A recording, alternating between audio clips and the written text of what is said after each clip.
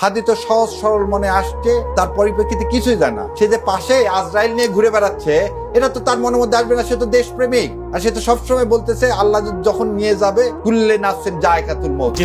হাদিটা কি? আমি বিভিন্ন টক শো দেখতেছি, কেউ এই কথা আলোচনা করতেছে না। হাদি কি? হাদি কেন টার্গেট? হাদির একটা ভয়েস আছে। ভয়েসটা কি? সে কোনোদিন বিক্রি হয়নি। কার কাছে বিক্রি হয়নি? ভারতীয় আধিপত্যবাদ। জহির রায়হান, শহীদুল্লাহ কায়সার যেমন বিক্রি হয়নি, তেমন হাদিরও দেখেন। ওই ভাই বললো হাদি হচ্ছে ইনকলাব মঞ্চ, সেটা কোনো তেমন পলিটিক্যাল পার্টি না। একটা ছেলে দুইজনকে নিয়ে প্রতিদিন লিফলেট বিলি করে। সে তার কোনো সেরকম কি বলবো আন্ডারগ্রাউন্ড পলিটিক্যাল পার্টি নাই, তার সে ফোর্স নাই, কিছু নাই। সে কারো জীবনের জন্য হামলা স্বরূপ তা না। সে চাইলেই কালকে একটা সরকার ফেলে দিবে তাও না। তাহলে আপনি ওনাকে কেন অ্যাটাক করলেন? কারণ উনি যে ক্ষুরধার বক্তব্য দিয়ে ভারতীয় আধিপত্যবাদের বিরুদ্ধে যে অবস্থান নিয়েছে, সে অবস্থান নেওয়াটাই হচ্ছে তার কি একমাত্র গুনাহ। আমি বলবো দোষ না, গুনাহ। যেমন আমিও আপনাদের এই বিভিন্ন চ্যানেলে আসি, এসে কি বলি? ভারতের আধিপত্যবাদের বিরুদ্ধে বলি। সেজন্য আমাকে কি করা হচ্ছে? গণশত্রু বলা হচ্ছে, মামার হত্যা জায়েজ বলা হচ্ছে। এইটা তার মানে এই গতকালকে ছিল 14ই ডিসেম্বর, শহীদ বুদ্ধিজীবী দিবস। এই বুদ্ধিজীবীদেরকে যে কারণে হত্যা করছিল সেদিন ভারত, আজকে একই কারণে আমাকে, হাদিকে, ফারুক ভাইকে, আপনাকে, যারা ভারতীয় আধিপত্যবাদের বিরুদ্ধে বলবো তাদেরকে কি করা হবে? হত্যা করা হবে।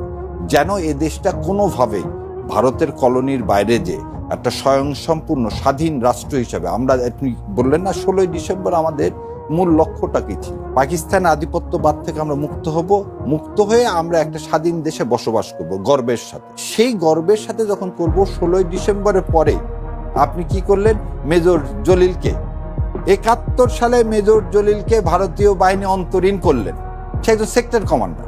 তাহলে সেদিনই বোঝা গেছে যে আমরা যে স্বাধীনতার সূর্যটা 71 সালে 16ই ডিসেম্বর উদিত হয়েছে, সেই সূর্যটা কেউ না কেউ মেঘাচ্ছন্ন করে দিতে চায়। সেই জন্যই কিন্তু আমাদের 36 দিন আমরা যারা এই ভারতীয় আধিপত্যবাদের বিরুদ্ধে যাব, মিডিয়া হাউসগুলো তাদেরকে আস্তে আস্তে কমায় দিবে। যারা এরকম আগ্রাসী কথা বলবে, সত্য কথা বলবে, তাদেরকে মিডিয়া হাউস জায়গা দিবে না। মিডিয়া হাউস কাকে জায়গা দিবে? যারা কম্প্রোমাইজ করে কথা বলবে। আনিস আলমগীরকে কেন গ্রেফতার করা হলো? যদি বলি, তাকে বলা হচ্ছে যে একটি সন্ত্রাস বিরোধী আইনে করা মামলায় গ্রেফতার হয়েছেন সাংবাদিক আনিস আলমগীর। তিনি 5 দিনের রিমান্ডে গেছেন। তিনি আজকে কারাগারে উঠে আবার অজরে কেঁদেছেন, এরকম একটি নিউজও হয়েছে। আপনি এটাকে কিভাবে দেখছেন? কোনো কারণে কারো বক্তব্য বন্ধ করে দেওয়া, নাকি আসলে তার অপরাধ ছিল? প্রথম জিনিস হচ্ছে, আপনার সন্তান যদি গুলিবিদ্ধ হয়, সেটা আপনার সন্তান মানে তো আমারও সন্তান, তাই না ভাই?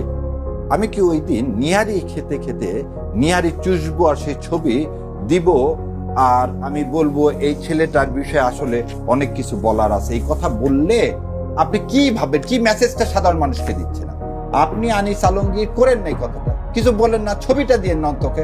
নিয়ারি খেতে যাচ্ছেন হাদি যেদিন আপনি গুলিবিদ্ধ হলেন। দ্বিতীয় কথা, জেমস মিল বলছে স্বাধীনতাকে এনজয় করতে গেলে, স্বাধীনতা মানে এই যে আমরা এখানে আসছি আমি আপনাকে মেরে যাবো, এটা না। এটা মানে স্বাধীনতা না। স্বাধীনতা শুড বি লিমিটেড। আপনি এই দেশকে ধারণ করুন। আপনি 36শে জুলাই হাজার হাজার আমার সন্তানদের শহীদ, সেই আত্মাকে আপনি কি কোনোভাবে বিশ্রদ্ধা করতে পারেন?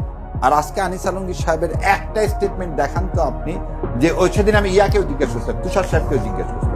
আচ্ছা, জয়কে নিয়ে আপনি ইন্টারভিউ করছেন, একবার কেন জিজ্ঞাসা করলেন না জয়ের মা 13 সালের ইলেকশন কেন এমন করলো, 18 সালের ইলেকশন কেন এমন করলো? আপনি তো সেই প্রশ্ন জিজ্ঞাসা করেননি। আপনি গদগদ হয়ে তাকে কি বানাতে চাইলেন? আপনি বাংলাদেশের আইটি সেক্টরের মহানায়ক, সে বিপ্লবের ধারাকায়। আপনারা এই প্রশ্ন করলেন কেন? কেন আপনারা তাবেদার, আপনাদের কোনো মেরুদণ্ড নাই।